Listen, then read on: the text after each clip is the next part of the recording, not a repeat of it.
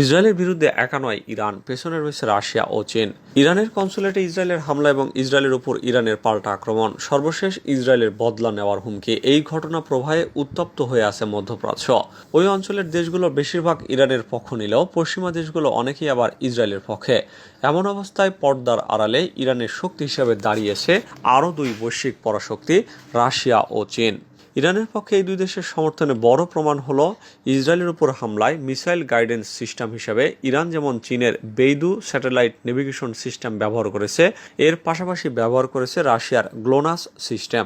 এছাড়া আগে থেকে জানা গিয়েছিল রাশিয়ার সাথে ইউএভি তৈরির গবেষণা চালাচ্ছে ইরান। এই ধরনের কিছু ইউএভি ব্যবহার করেছে ইসরায়েলে হামলার সময়। বলে রাখা ভালো, 1 এপ্রিল ইসরায়েলের হামলার পর থেকে পাল্টা আক্রমণের হুঁশিয়ারি দেয় ইরান। 13 এপ্রিল ইসরায়েলের উপর ইরানের হামলার দিন দুয়েক আগেই আবার রাশিয়ার উপপররাষ্ট্রমন্ত্রী সের্গেই রিয়াবকভ এক বিবৃতিতে জানিয়েছিলেন, মধ্যপ্রাচ্যের চলমান পরিস্থিতিতে ইরানের সাথে যোগাযোগ রাখছে রাশিয়া।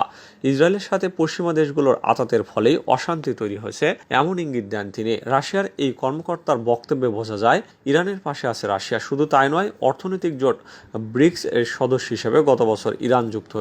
এই জোটের সদস্য হিসাবেও ইরানকে সমর্থন দিচ্ছে রাশিয়া। শুধু তাই নয়, আরও কিছুদিন পেছনে গেলে দেখা যায় সামরিক প্রযুক্তির ক্ষেত্রে একে অপরের ঘনিষ্ঠ মিত্র হয়ে উঠেছে রাশিয়া ও চীন। গত মার্চে রাশিয়ার এক অস্ত্র প্রস্তুতকারী প্রতিষ্ঠানের আমন্ত্রণে সেই দেশে যান ইরানের 17 সদস্যের এক প্রতিনিধি দল। ফাঁস হওয়া এক গোপন নথি থেকে জানা গেছে, ওই সফরে ইরানের সামনে তুলে ধরা হয় এমন সব অস্ত্রের প্রযুক্তি যা রাশিয়া থেকে নিতে ইরানকে উদ্বুদ্ধ করা হয়। সফরের পর রাশিয়া থেকে ওইসব অস্ত্র আসলে ইরান কিনেছিল কিনা তা নিশ্চিত করে বলা যায় না।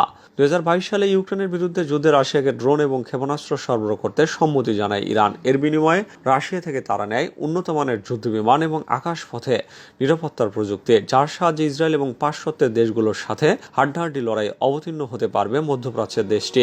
বর্তমান পরিস্থিতিতে রাশিয়ার সাথে ইরানের মৈত্রী আরও গুরুত্বপূর্ণ চোখে দেখার সময় এসেছে।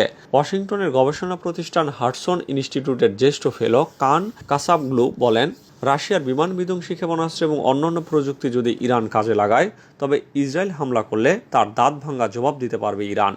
ইসরায়েলে ইরানের হামলার পর ইরানকে সমর্থন না জানালেও চীন জানিয়েছে মধ্যপ্রাচ্যের এই উত্তপ্ত পরিস্থিতির উপর নজর রাখছে তারা। দেশটির পররাষ্ট্র মন্ত্রণালয়ের এক বিবৃতিতে বলা হয়, মধ্যপ্রাচ্যের ক্রমশ অস্থিতিশীল পরিস্থিতি নিয়ে তারা গভীরভাবে উদ্বিগ্ন। উভয় পক্ষকেই ধৈর্য ধরার আহ্বান জানায় চীন। এছাড়া মধ্যপ্রাচ্যের আঞ্চলিক শান্তি নিশ্চিত করতে বিশ্বকে আহ্বান জানায় তারা। ইরান ও ইসরায়েলের এই সংঘর্ষকে তারা গাজায় চলমান পরিস্থিতিরই অংশ বলে মনে করে। সোমবার ইরান এবং চীনের পররাষ্ট্রমন্ত্রীদের মাঝে এক ফোন আলাপে 1 এপ্রিল রাজধানী দামেস্কে ইরানের কনসুলেটে ইসরায়েলের হামলাকে নিন্দা জানায় চীন। কিন্তু ইসরায়েলের উপর ইরানের পাল্টা হামলাকে তারা নিন্দা জানায়নি, বরং একে ইরানের আত্মরক্ষামূলক পদক্ষেপ বলে অভিহিত করেছে চীন। রাশিয়া এবং চীন মিত্র হিসেবে পাশে থাকায় ঠান্ডা মাথায় এবং সূক্ষ্মভাবে ইসরায়েলে হামলা করতে পেরেছে ইরান। এবং হামলা শেষে দেখা গেছে এতে ইরানের যত না আর্থিক খরচ হয়েছে, ইসরায়েলের খরচ তার চেয়ে 37 গুণ। শুধু তাই নয়, মধ্যপ্রাচ্যে ইসরায়েল এবং তার মিত্র যুক্তরাষ্ট্রের অবস্থান এক ধাক্কায় নড়বড়ে করে দিয়েছে ইরানের এই হামলা। যুক্তরাষ্ট্র ইতিমধ্যেই প্রমোদ গুনছে, জানিয়ে দিয়েছে ইরানে আবারও আক্রমণে তারা ইসরায়েলের পাশে থাকবে না। এছাড়া ইরানের সেনা প্রধান মোহাম্মদ বাঘেরি জানিয়েছেন, ইসরায়েলের সাথে হাত মিলিয়ে আবারও ইরানে হামলা করলে যুক্তরাষ্ট্রকে ছেড়ে কথা বলবে না ইরান। মধ্যপ্রাচ্যে যত মার্কিন ঘাঁটি আছে সবগুলোকে শত্রু ঘাঁটি হিসেবে হামলা করবে তারা।